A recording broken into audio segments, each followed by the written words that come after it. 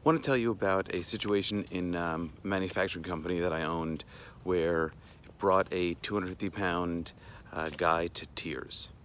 That situation was not knowing how he operated and the team not knowing how he operated. What we did was, he was our production manager, and he was incredibly frustrated and upset because people were dropping things on his desk in the middle of the day, and it was stressing him out beyond belief. So here's how we solved it. What we did was a profile.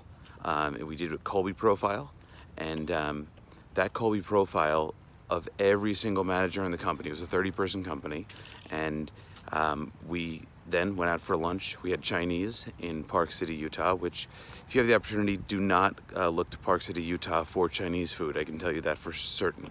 But we sat there, we realized was, based on his Colby A profile, that he didn't like change quickly.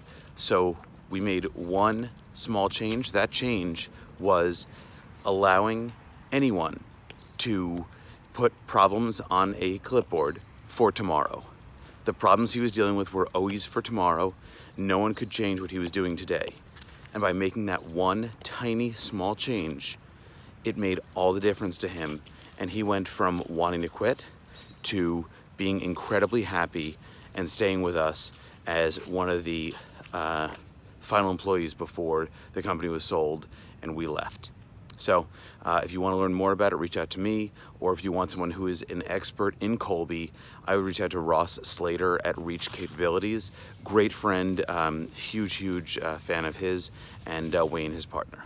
So again, happy to talk to you about it, but figure out what and who you're working with on the team. That can make a huge difference and impact in your life.